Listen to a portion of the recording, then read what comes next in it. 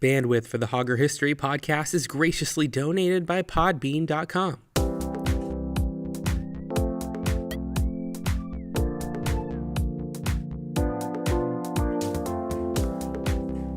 Hello and welcome to a special edition of the Hauger History Podcast with Mr. Hauger. I am the second part, and I'm here on a special 7th grade edition, episode 6 of the 7th grade series on feudalism and the Byzantine Empire as a study guide for an upcoming quiz or assessment that we're having in my class and you might be having in your class too.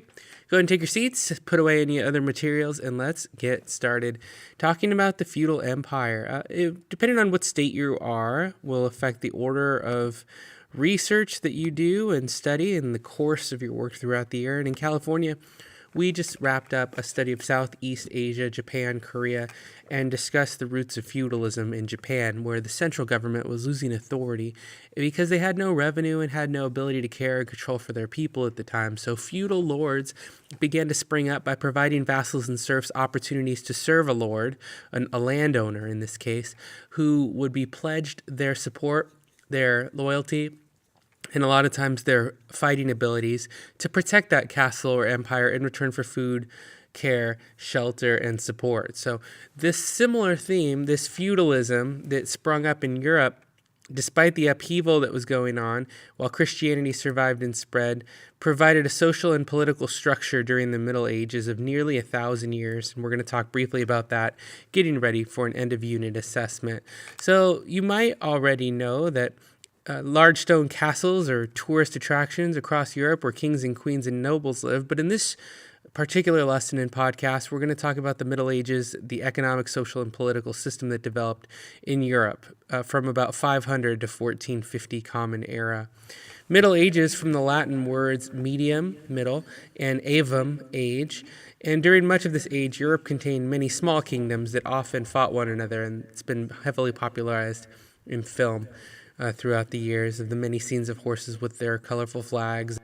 We can't talk about medieval Europe without mentioning the climate and vegetation. Not just citrus fruits and crops like wheat and barley were thriving in the climate of Western Europe, and there was a Mediterranean climate as well, so farmers could find some more success. There's an abundance of forests, farmlands, even rivers that played a big part in shaping society.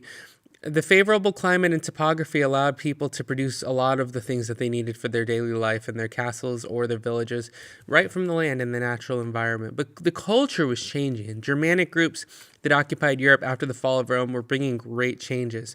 The Romans expanded so far and had so much of the world under that control that they had difficulty unifying the many different groups of the people of which they conquered. It became too much to manage, much like a teacher having too many students. Just kidding. There's never too many, right? No, I think there is. Just kidding. Let's move on. The Romans were highly developed, though, and they believed the state was more important than the individual. The Romans also emphasized learning, and the education that they spread actually resulted in a decline in devotion to Greek and Roman culture over times when they lost control over the ruling empires in the land that they occupied. So the Germanic people were more about living in small communities, maintaining order through unwritten rules and traditions. And so learning and trade began to decline, and so you get to see more segmented societies pop up. And the Franks and their popular leaders also played a significant role in strengthening Christianity north of the Alps in the lands of northern and western Europe. Charlemagne comes into power at about 511 and begins to spread Christianity around the land, which was a big change for the way that people would live and the things they would believe. And monasteries and churches begin to pop up with more copies of the Bible being traded throughout the land. So Christianity gets strengthened. And this really sets the stage after Charlemagne's death in about 815 for the advance of feudalism, and we're going to talk about that. So various groups of people were coming in during this time. You had Vikings and Scandinavian people raiding through areas, Muslims and other groups like the Magyars attacking towns throughout Central Europe. And Europe became a place of very frequent fighting and warfare. This became the basis for a new system to spring up where individual lords and kings would sit atop a feudal society and rule over large sections of land that they controlled. Money, wealth was controlled by land and influence. And lords and vassals became the way that small segments of society were organized. Lords would give pieces of their land or control of parts of their castle to lesser nobles called vassals. The plots of lands were called fiefs or fiefdoms, F-I-E-F. and they fought on behalf of the Lord. These were like hired knights to defend their property and hired people to work on the property and exchange money and pay taxes to their lord in order for their little segment of land or their fiefdom. Most peasants were serfs at the bottom of the pyramid at this time, and they would lend their service to maintaining the land, and they would be given shelter and protection. So that's, in a sense, a summary of what feudalism is. After the Germanic invasion happened, kings and monasteries spread Christianity, and the constant warfare created a system where feudalism was needed and played an increased role in how societies were segmented at the time. So if you're looking at a quiz review, oftentimes you're going to see some kind of a timeline, and you'll see that the fall of Rome is the initial inciting incident, and we end up with the rise of feudalism, and you're left with some kind of a blank in the middle, some kind of a cause and effect diagram. And so in between the fall of Rome and the rise of feudalism is disorder and danger, and that's what made feudalism necessary.